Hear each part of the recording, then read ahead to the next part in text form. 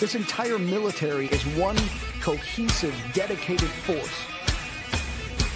And the threats to our nations, they don't sleep. They're watching our every move. Iran, Russia, China, North Korea, ISIS, Al-Qaeda. They may be watching this right now. Our military should not be mistaken for a cable news gabfest show. We don't care what you look like. We don't care who you voted for, who you worship, what you worship, who you love. It doesn't matter if your dad left you millions when he died or if you knew who your father was. We have been honed into a machine of lethal moving parts that you would be wise to avoid if you know what's good for you. We will not be intimidated. We will not back down. We don't want war. But if you want war with the United States of America, there's one thing I can promise you, so help me God. Someone else will raise your sons and daughters.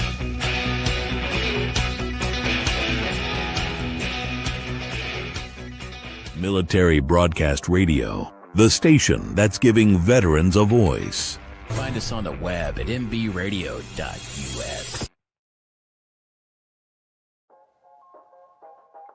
Welcome to the From Pain to Purpose radio show.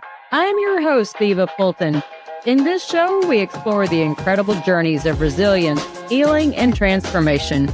In each episode, we will sit down with individuals who have faced unimaginable struggles and turned their pain into power, heartbreak into hope, and their challenges into meaningful change and finding new purpose in life.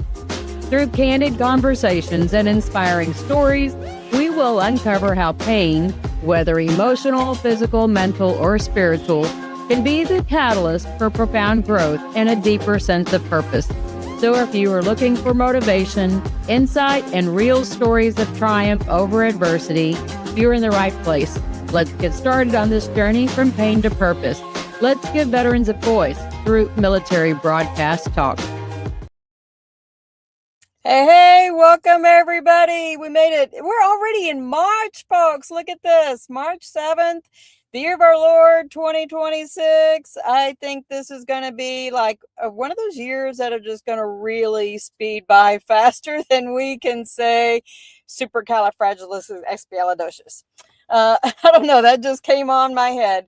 I'm in my truck. I had an event to go to today, learning some new skills, and that's always good. Like, that's not something new for me, but I did come prepared, brought my laptop with me just in case, it worked out this way. I'm kind of glad.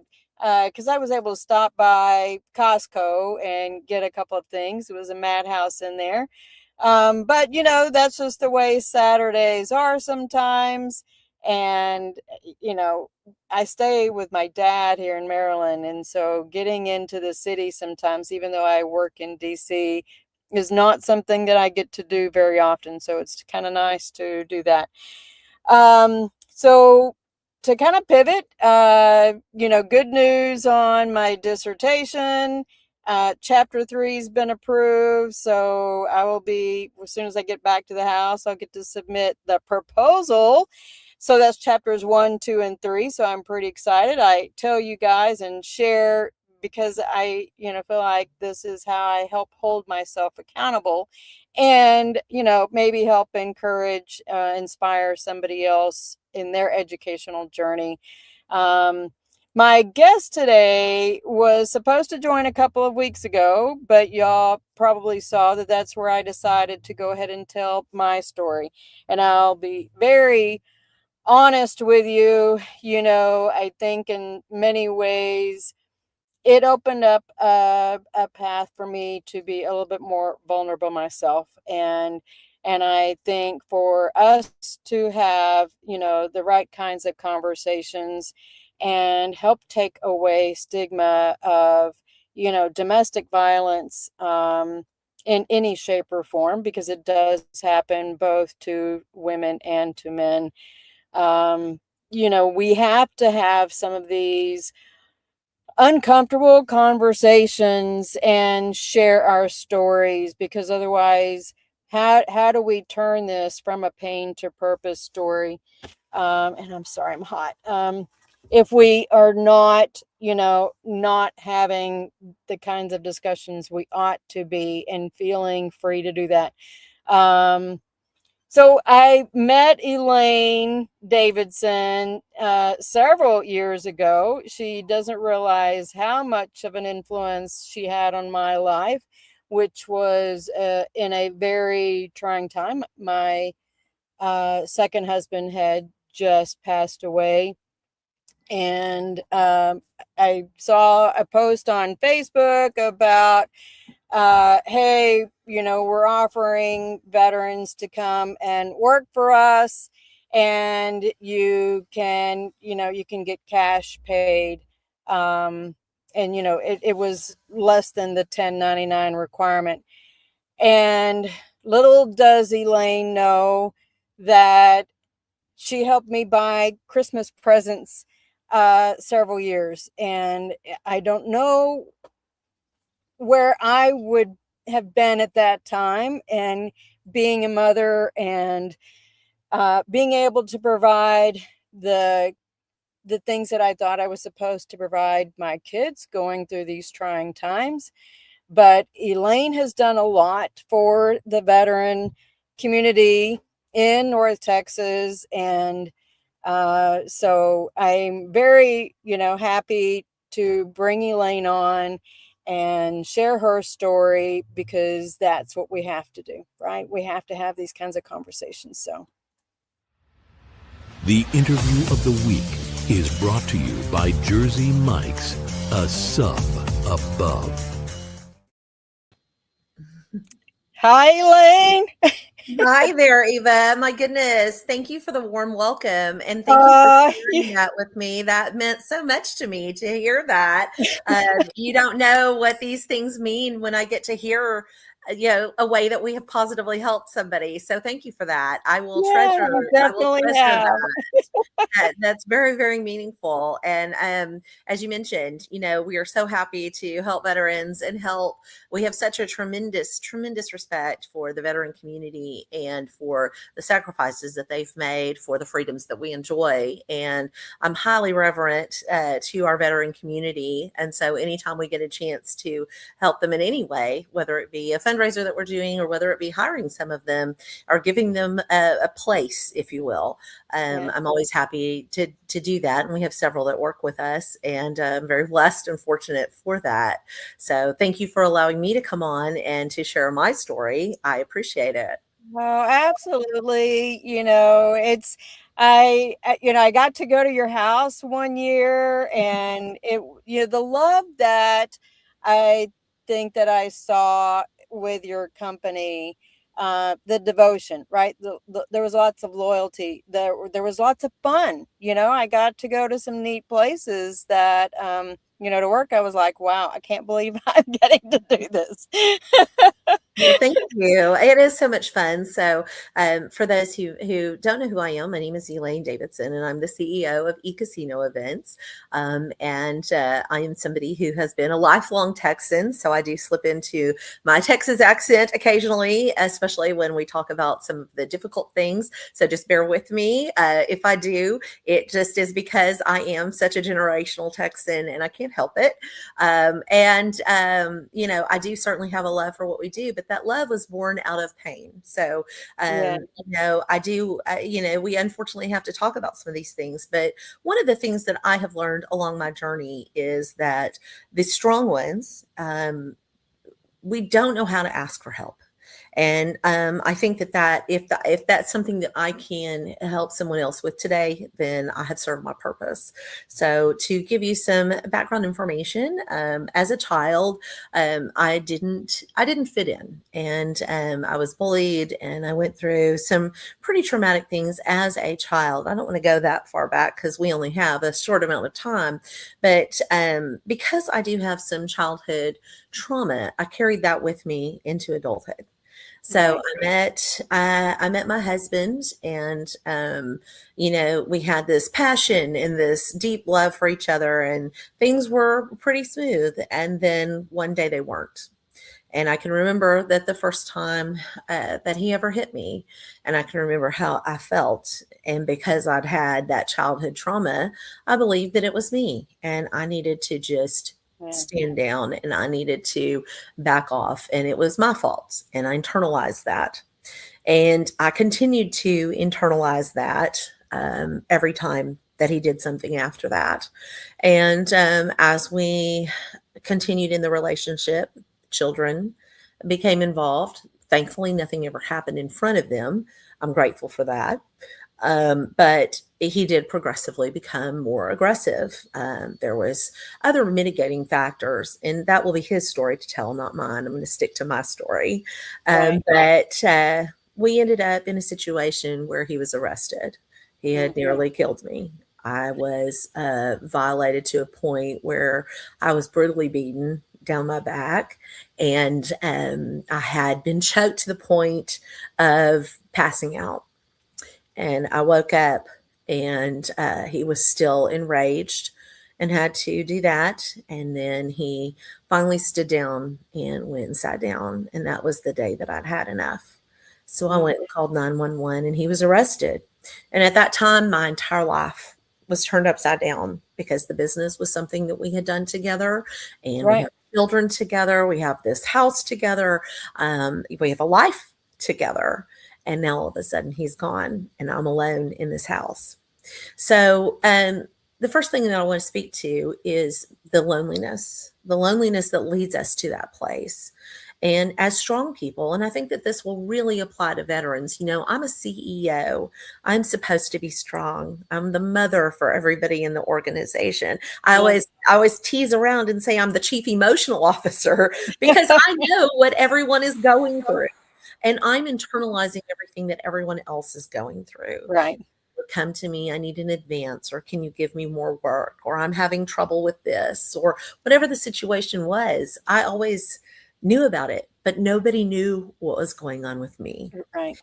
And so at that point, I knew that it was going to come out. I knew that there was one chance and one chance only as to how this was going to be portrayed, if you will.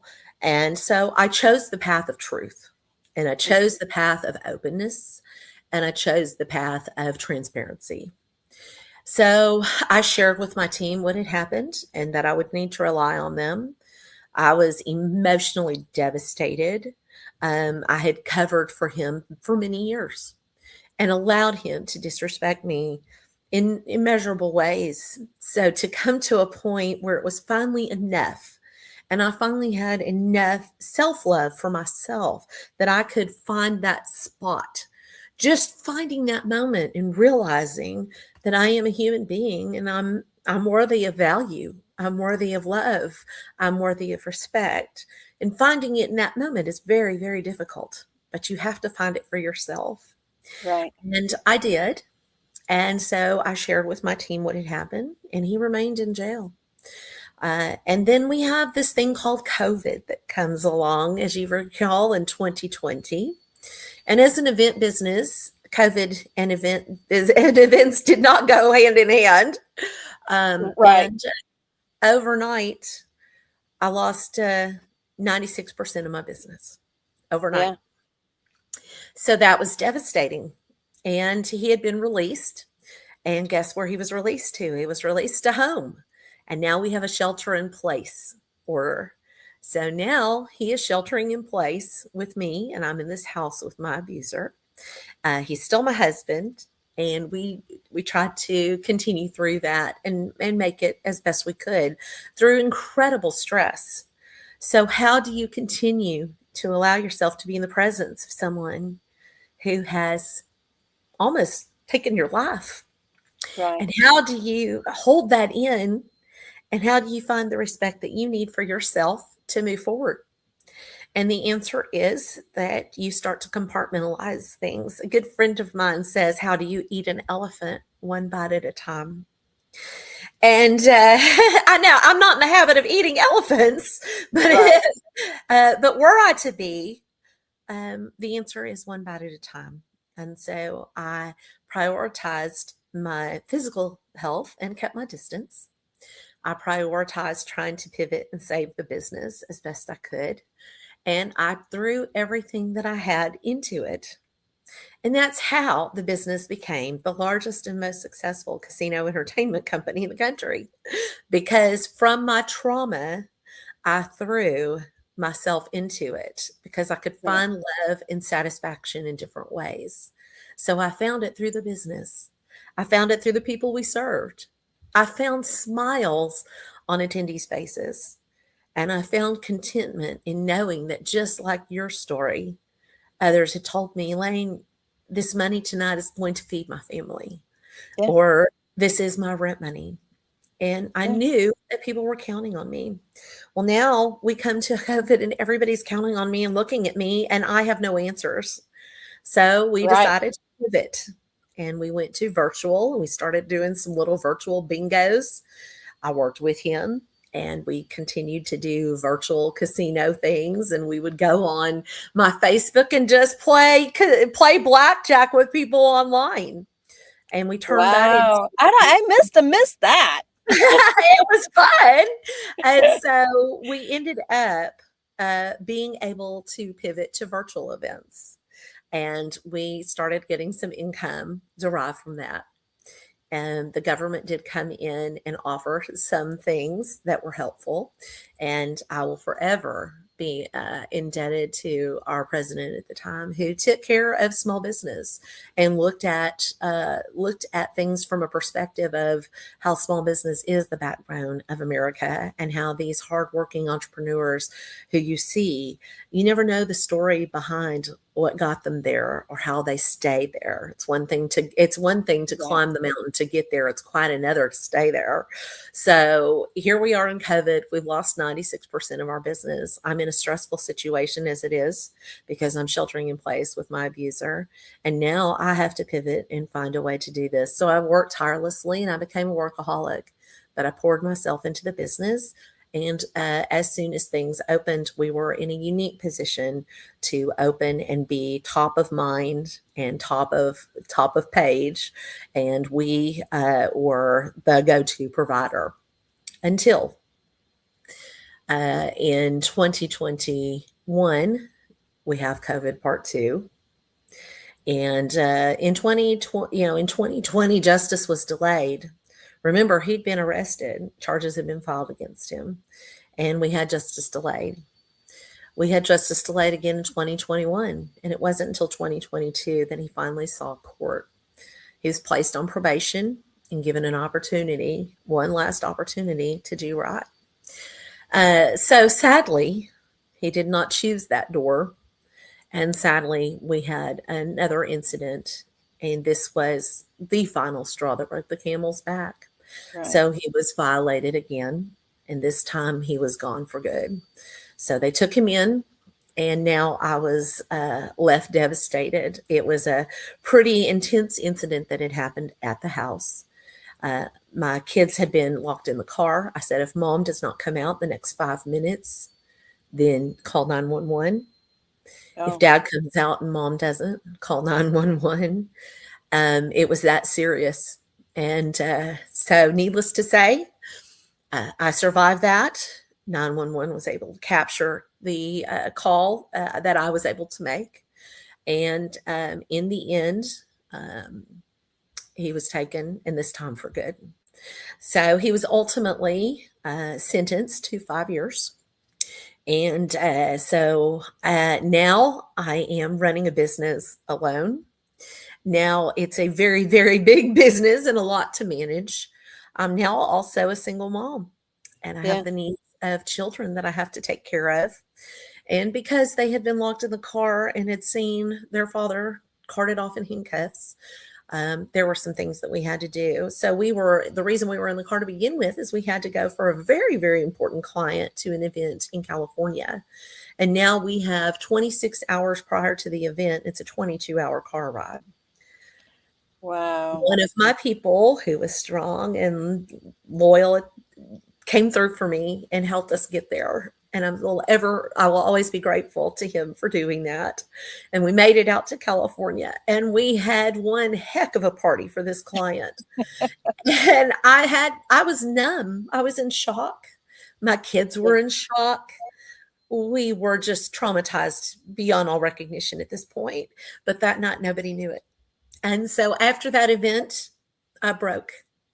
I broke. I could Because imagine. you eventually do. And for Yeah. those of you who think you won't, you will. And I broke. And so now I'm in California. He's in jail. And I don't know the condition of my house because he was throwing things and breaking windows. I don't know the condition of my house. I don't care. I'm on the floor in fetal positions trying to just pick up what I can and trying to love on my kids. And during this time period, we had been sued by another entity that had the same name of the business that I'd had. They were in another state, and they had filed a trademark on the name, and they sued me. And we didn't answer. We didn't show up in court. And so they were awarded something called a default judgment. And the result of that default judgment was that overnight, this business that feeds my family, that I had turned to escape from all the trauma, was now cruelly taken from me. Wow. And now I've lost the business. I've lost the name. I've lost the website. This is a business that we'd had for 15 years. It was registered properly. I was Right. known by this name. We had chosen the name because it begins and ends with E, just like my name does. And we had chosen it very specifically, or I had anyway. And so it was my third child. And so Right. now my husband is gone. My business is gone. And I'm in California with my girls and trying to figure out what to do. I will tell you that for those of you who feel like you've lost everything, you haven't lost everything until Child Protective Services calls and wants to do an inquiry about your children because they can hear them screaming on a 911 call. So I had to fight CPS, all while the business was falling apart and the people that were counting on me didn't know what to do. We had parties that we still had contracts for. How are we going to get through this? What are we going to do? Right. And so once again, as I had in the past, I turned my trauma into triumph and took the name and changed it and started over. Telling people that we had to change the name, the inevitable questions of why, the where is he? Why isn't he here? And the questions that you have to answer. So again, I chose the path of transparency, and we talked openly about it. And the people that had sat there and collected checks from me, or the people who had sat there and clapped while we succeeded, were now whispering about me in the corners. So imagine trying to pick everything up, be a single mom. Yeah. You've lost everything. You've lost, money, reputation, name, credibility, livelihood. You've lost your husband. You've lost your person who you thought was your person who wasn't. And now you've lost your health because your health is now affected by all the stress that is going on. And you've lost your mental wellness because it's too much for one person. It's just too much. So what ultimately happened is I broke. I had great people that were around me. I told them the truth about what was going on, and we rallied to rebuild. And we started over. We saved what we could. We started over, and here we are. And the great thing about it is that I've had the chance to rebuild it and to do it with as much integrity as I possibly can and to do it right. And the things that I got wrong the first time, I get a chance to do right now. And so there is some blessing that comes from it. And while he was gone, I stayed in contact with him because he's still the father of my children. Right. And I feel it's very important for children to have relationships with their parents. And so he was visited. We put money on his books. We took care of him because I wanted to show people who I was. It wasn't about him, it was about me. Having integrity in the situation and setting that example for the people around me and for my kids. So, being in that situation, I got to go down to the prison that he was in, and I got to sit there for 2 hours and tell him every little thing that he ever made me feel. And it was freeing.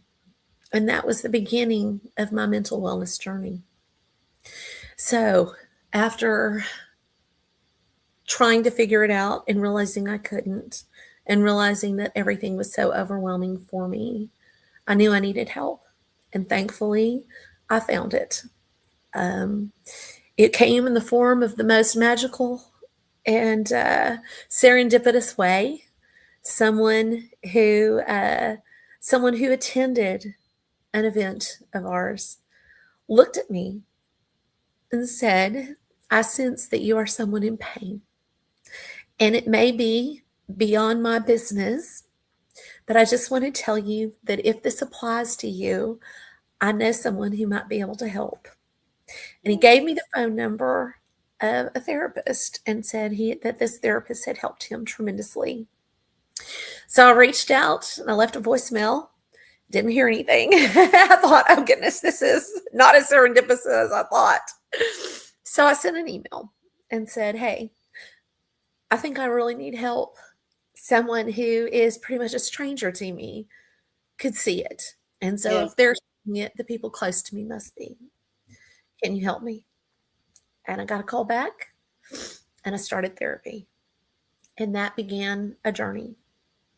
So I've left some things out because there's, again, only so much time. And I don't want to dwell on the negativity. But I will say that the journey for me to wellness included physical surgeries that I had to have to repair some of the trauma that had been created by him laying his hands on me. Mm. And so I had a physician that said, "Hey, we need to lose some weight. And hey, we need to work on some things." So we started a weight loss journey and we started a wellness journey, just eating better foods and trying to take better care of myself. And at the end of every doctor's appointment, he would say, "I love you. Even though I don't think you love yourself, I still love you." So that was the beginning. And he made me believe in myself.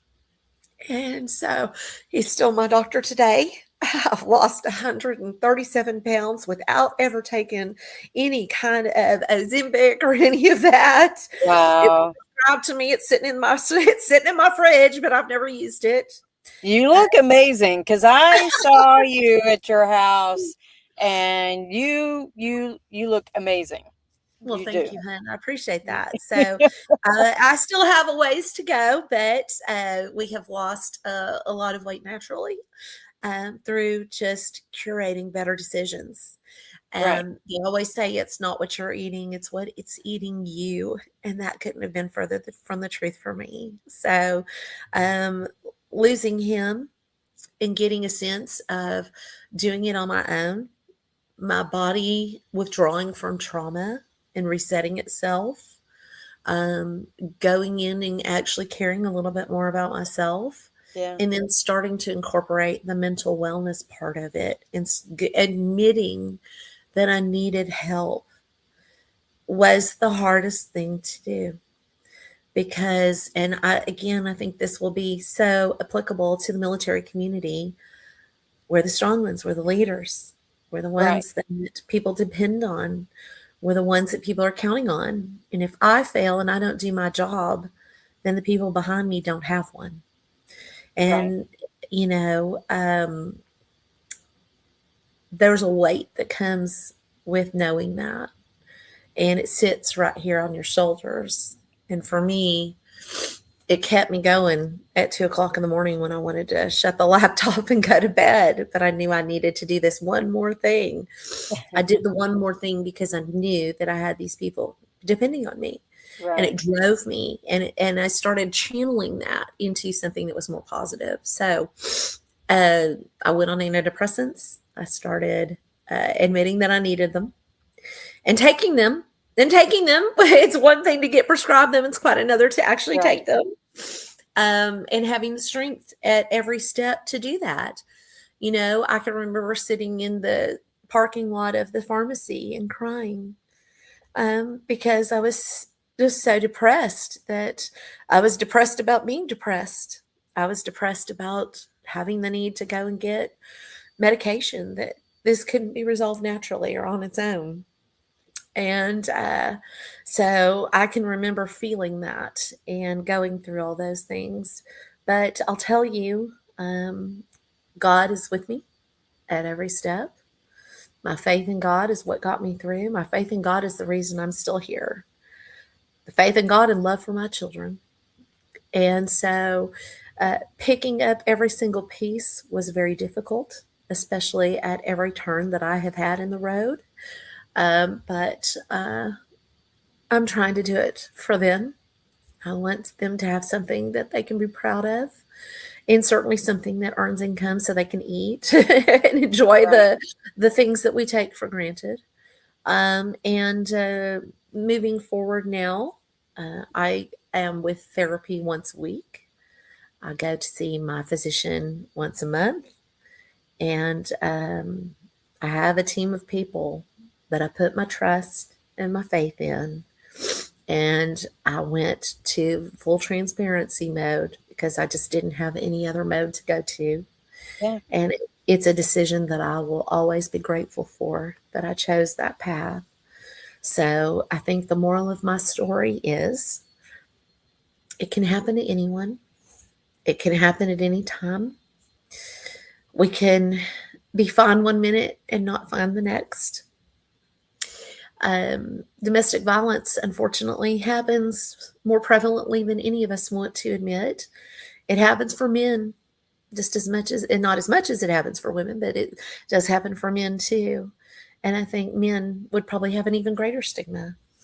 Right. Um, for women, they say that one in four of us will have encountered domestic partner violence in our lifetime. And there were headlines. We've seen them. Lacey Peterson, Nicole Brown Simpson, the list goes on. I was destined to be that headline.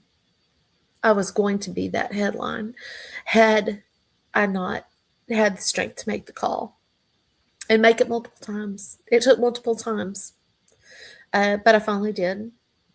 And so if there's someone out there that's going through it right now, people say, why don't you leave? Why don't you cut your right arm off? Why don't you stop breathing? This is your spouse. This is your person. And I'll tell you, if there had only been bad times, we wouldn't have this situation. There are Yeah. good times, and often there are children involved, and often there are other considerations, um, there are financial considerations, there are spiritual considerations, there are, a lot of different things that go into it. But I hear that a lot. Why didn't you leave? I felt I couldn't. I felt I couldn't until I could.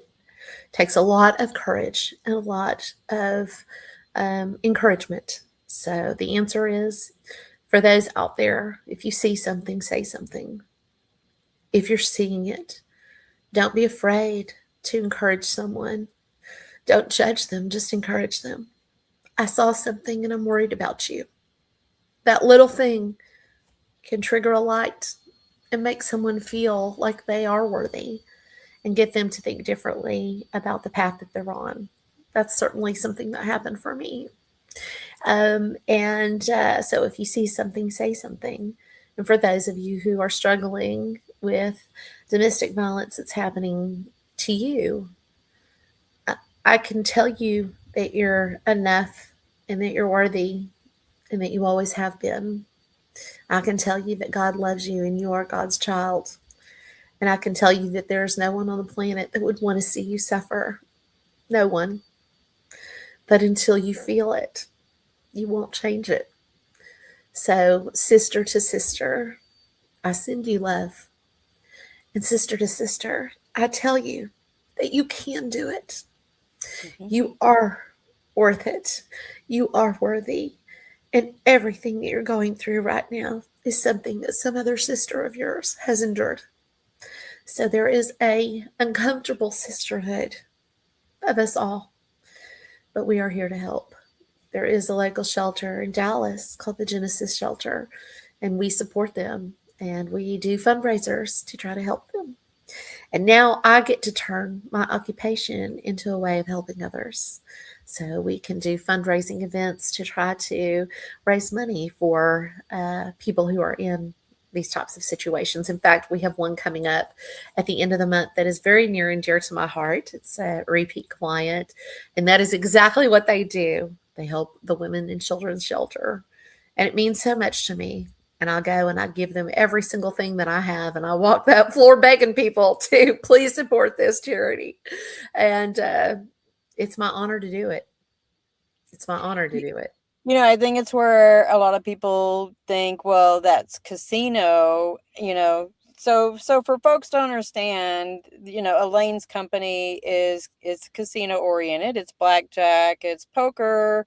You also got the roulette table, I think.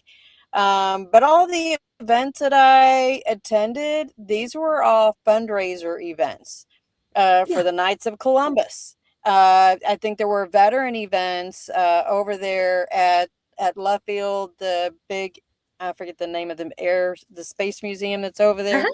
the one with the Yes. old airplanes. So there are veteran events that, a lot of these companies, but I got to go to some neat places for-profit companies who are doing it as employee, Christmas and New Year's parties and stuff like that. But Sure. most of these events were all fundraising. I think the hardest part I could imagine, I've been a business owner as well, in a different industry, and the hardest part was um the mask. It's the figurative mask, and Mhm. not wanting to let other people see me fail, see me crack, show that vulnerability.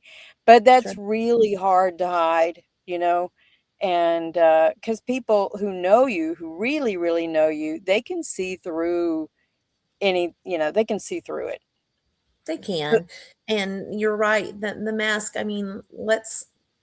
let's just say it. It is the elephant in the room. It's not on brand to share any kind of flaw in your business or to in any way suggest that you're anything less than completely and fully successful as a human being. The person who's leading this business has to be of sound has to be of sound mind and soul. We've seen what happens when you have people who are not, and we can see how we see how social media can attack a business when something's not right. We see how people can be degraded both privately and publicly for different things that happen. And so, it was a very, very precarious position that I was in, and a very easy choice for me to make because I knew that the information was going to get out there one way or the other, Right. and I had to control the narrative. And we do wear these masks, we wear these hats, but we also, you're right, we wear these masks, we hide certain things from people. And I didn't have a choice. My mask was cracked, in this case, quite literally and figuratively. There was one point where he had, there was one point where he punctured my orbital socket. So, my mask was both literally and figuratively cracked. Yeah. But, people do see it, but there's a lot of people that don't see it, but they can sense that something's off. I And think I sensed it, even as a occasional contractor, I sensed it, but I was not close. So it was difficult because I am an empath. I recognize that, that, I could sense that something was there, but the best I knew I could do was really, I prayed for you, Elaine. well, thank Seriously, you you. were on my prayer list. I Um, appreciate that. And I yeah, do believe in the power of prayer, because the power of prayer has lifted me through this. And, the power of prayer has brought me to the point where I can speak to you about it. There was a period of time where I couldn't speak to anybody. yeah. I was balled up on the floor crying and completely not functional. And Oh, I'm for not sure. saying that I'm still there. There are days where I'm still that person, and it takes tremendous strength to get up. I'm dealing with some physical symptoms of a disease that I now have that it is debilitating, and it is incredible. I'm on powerful painkillers to try to just make it through the day. But the point of all of that is that you can make it. You just change the script. And I now no longer feel beholden to society's needs for what I should look like. I think once you go through this, I can reset what I am going to be to the world. And Right. I have the power to do that. And it's finding your power to do that. I don't feel now that I have to wear this mask. I feel like I can say to my people, I don't have it today and I need you to have it for me. I do have the ability to say to my children, will you come pray with me, or can I snuggle with you? Can we watch a movie or something? Can I have some snuggle time? Can I have whatever it is, Yeah. can we have a few moments together? And I find strength in that. So it's resetting everything. But one of the things that you're resetting is this enormous burden that society puts on us as women, as Yeah. moms, as workers, that we have to be this perfect example. And I'm here to tell you, I led a very huge company, and I was overweight, and I had pink hair at one point, and I had you don't have to have what they think you need to have. So have it within you and where your Yeah. comfort is, and let your comfort in your space and your place dictate who you are to the world. You get the chance to show the world who you are, and Right. you don't have to be boxed into what they think you should be. You And think the biggest thing I have learned in the last few years is, I don't have to shrink. that's right. But I still, in some ways, I mean, I think part of it growing up, because we're the same generation, I feel like there was always that constant glass ceiling. Mhm. And I've had to kind of remove the construct of thinking that there's a ceiling there at all. Why not That's try true. this? Right? That's true. Why not get on the radio? Why not? I mean, the sky is only the limit if I choose to put that barrier there. And that's a Or choice. believe that it exists. Yes, Right. yes. Right. The moment that It's you tough. That's tough. That's very tough, because that's what we're taught, and that's what we grew up with, and that's kind of the box that I'm talking about breaking out of. Is that you can now control that. There is absolutely nothing that you can't do, and I know this from our generation. I mean, for goodness sakes, we were drinking water out of hoses in the backyard and walking around in pesticide pellets, and I mean, we were, you know.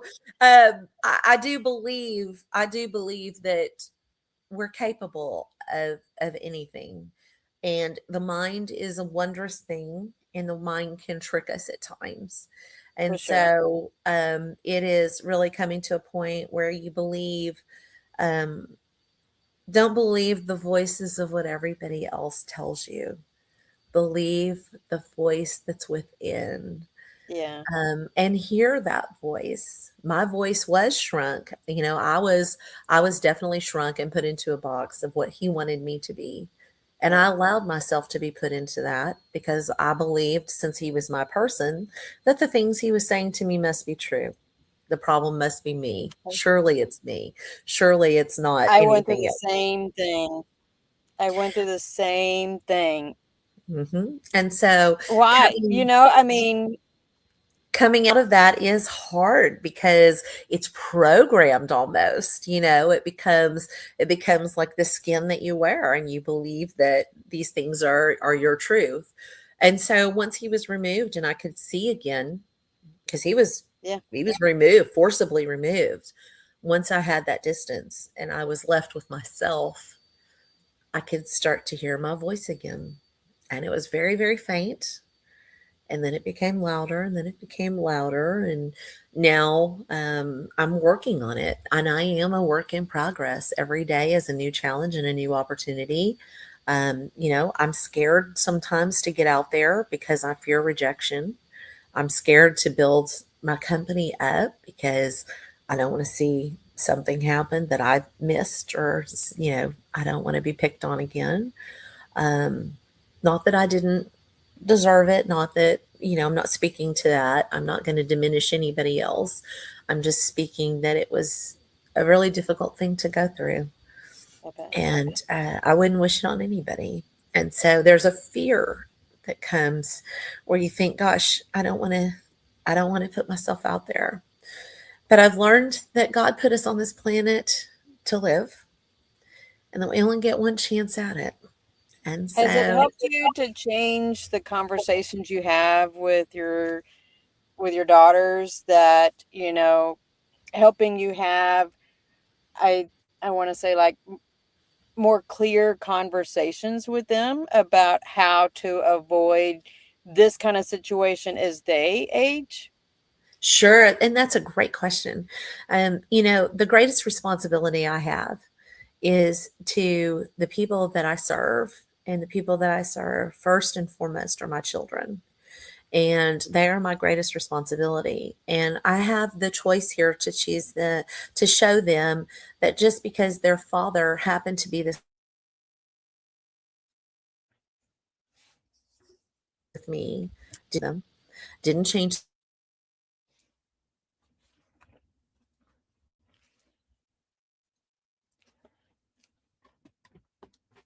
One of us froze. I don't know if it's me or you.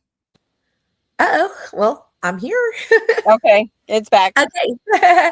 So I get to show them what strength looks like.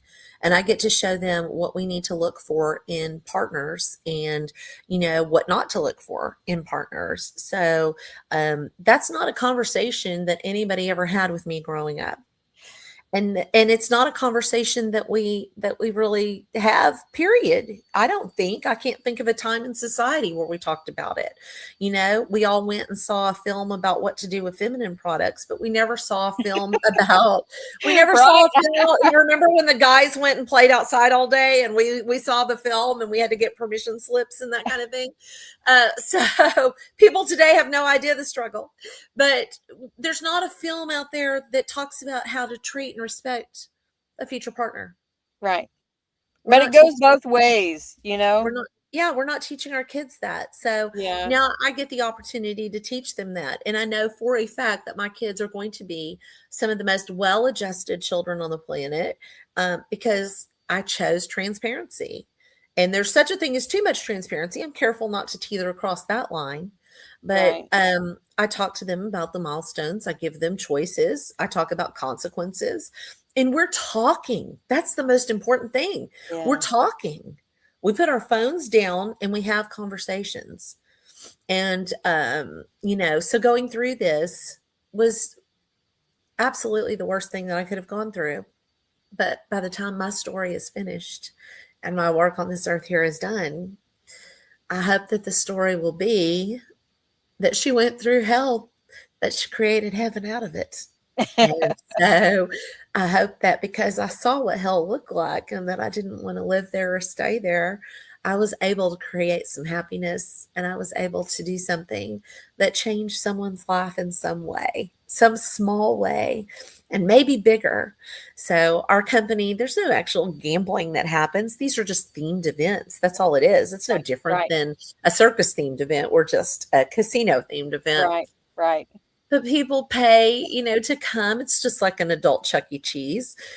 People pay X amount of money to go to a gala. They're going to get fed, they're going to get entertained, and then at the end of the night, they're going to go home. That's what we do. We just do it with a different theme. But I get to do things for some of the most revered and respected groups on the planet. And then I get to encounter some really cool people. One of the fundraisers that we did last year had a guy named Post Malone at it. I've done some events with some very big celebrities, and I've done some events for grandma's 80th birthday in the garage. And each one of them is special and unique in their own way. And I'm just so grateful that I get to do something that I love and that I get to share that love with so many people. And I'm grateful for life. I'm grateful for breath. I'm grateful that he wasn't able to take away my breath For and sure. that I could find my voice. And now look, I get the opportunity to make an impact and to do something really cool and help other people. So that's my pain to purpose story, is taking attacks and taking trauma and taking stigma associated with all of that and putting it in the vernacular and having difficult conversations and sharing it with other people. And even saying, doing simple things like, hey, let's just do a check-in today. Yeah. Today I'm 10%. Yesterday I was 150. Today I'm 10.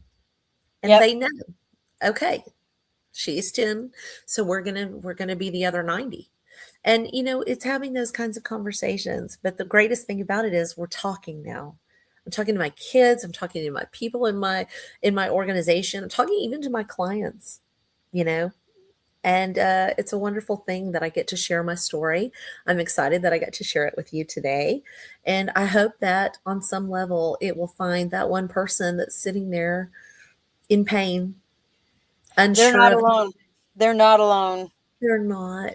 Yeah. But you never could believe that someone else could go through that. Certainly someone of this stature or of this consequence. No, there's no way they can go through that. Yes. Yeah, I think it happens, at the very low end of the income levels to the very high end of the income levels. That there is no exception that abuse doesn't happen. It is a choice. You had far more courage than I did at the time, to make those kinds of calls. Sorry to hear that. Um, well, it was my second marriage, and I didn't, I had prosecuted. I was a paralegal in the army, putting people away, and That's then in denial that it was happening to me. mhm. And somebody Sure. said, you probably qualify for victim witness protection. I'm like, wow, you don't want to put that label on, right? No. That you don't want to say, wow, I'm a victim. Who likes to claim that they're a victim? Uh, It's not a badge that you want to wear. It's certainly not right, something that I wanted. It's not the name tag that I wanted to wear walking in the room. It's not. right. But in being a victim, I now get to control what the name badge is that I wear moving forward. Yeah, because you're And Victor now.